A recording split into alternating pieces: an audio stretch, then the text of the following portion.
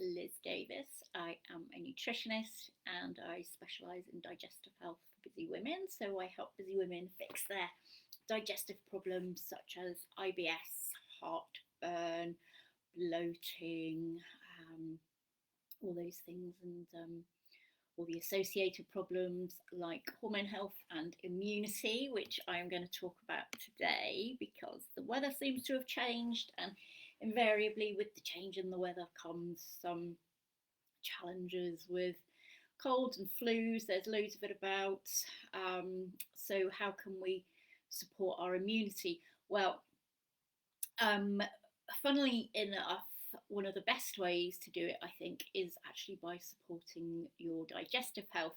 And the reason I say this, because although there is loads and loads of science around which supports the fact that your gut health is intricately bound up with your immune health, it's probably one of the first things I see when I'm helping clients to overcome their digestive problems.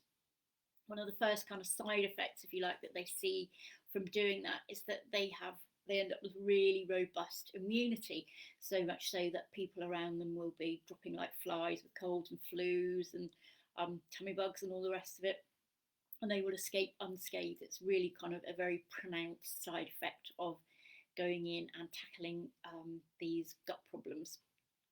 So firstly then, it's really kind of widely recognised that by scientists and everybody else, that you've got some friendly lactic acid producing bacteria that live in the large intestine, and these, despite being in the large intestine, will really help us to fight colds and flus and things like that, all these respiratory problems. So that's one way that it can do it.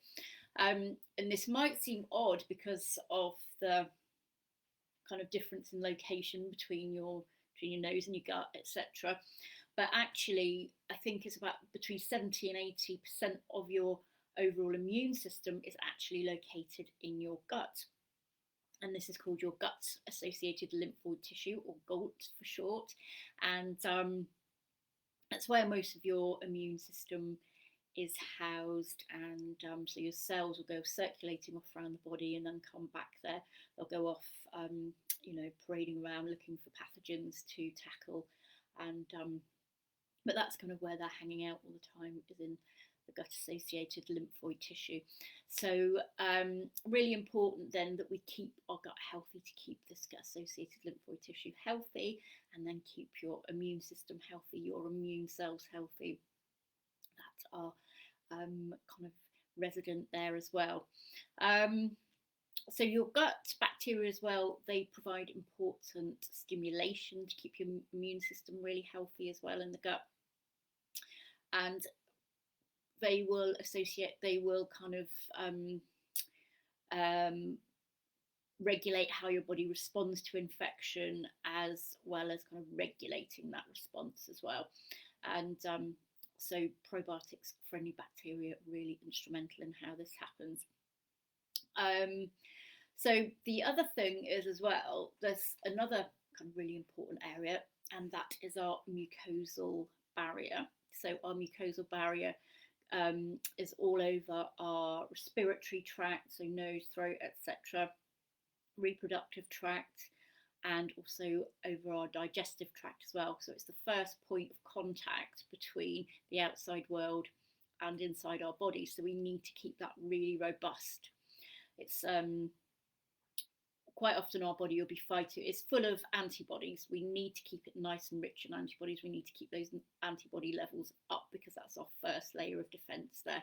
We need to keep it healthy with plenty of zinc and vitamin A, etc., just to kind of really make sure it's optimized and working fully, so much so that most of the time we don't even notice when our body is tackled and invaded at that level. It's that important. So lots of A, lots of zinc will help that happen. As far as keeping your gut bacteria healthy, you need to be then making sure you're getting plenty of probiotic foods, prebiotic foods as well. The prebiotics are going to feed the probiotics, so they're going to keep your friendly bacteria nice and healthy and functioning well. So you need plenty of leeks, onions, garlic, asparagus, foods like that will help you. Now, one problem I do know is that a lot of these very healthy foods are trigger foods for a lot of people. As I say, they're there feeding your gut bacteria, so they're going to be very hard for you to process, really. So if you need help in doing this, I do have my online program available. It's a good place to start with making sure you're safely adjusting your diet if you need it, if you need to. So ensuring that you're getting those vital nutrients in, even if you can't tolerate certain foods very well. So I've popped a link to download the program in the comments. So do have a look at that if you are interested. It's only £47 and it's got loads of ideas in there for you as well, just to make sure that you're doing all this safely and not missing out on any vital food groups. So also it goes without saying that you need to be really having a nice, healthy, diverse diet, as well as feeding up those good bacteria. So in addition to that, for your overall immune function, you need plenty of dark green leafy vegetables. You need plenty of berries. Things like ginger are fantastic. Citrus fruits, obviously kiwi fruits, lovely, rich in vitamin C as well. Sweet potatoes, peppers, making sure you're getting all those different colours in. So again, I've got more guidance on how to do this. I've got recipes, I've got meal plans, if that's what you'd find useful, just to help you get that done really easily. So do have a look at the programme as well if you're interested in that. So another point to remember is also you've got all these things you need to include, but definitely avoid eating any sugar or excess amounts of added sugar. Mega bad for your gut, mega bad for your immunity. So avoid it where you can. Avoid highly processed foods, ready meals where you can. You don't want too many of those. They're okay for the occasional emergency, but not all the time. And also excessive alcohol. Really, your gut will take a hit from drinking excessive alcohol, and not only give you gut problems, but also immune problems as well, which is entirely not what we want. So I've added some bonuses in my course as well to help you do that really easily. Not the alcohol particularly, but if you need help avoiding sugar, I've got some quick sugar swaps there, so you don't feel like you're missing out, and some nice healthy dessert options as well. So some nice recipes there to help you get off the sugar, or kind of try and eliminate some of that sugar a little bit. And then lastly, what I would say is definitely minimize stress, because if you're very stressed out, that unfortunately is going to override everything else. It will override any dietary changes you're making.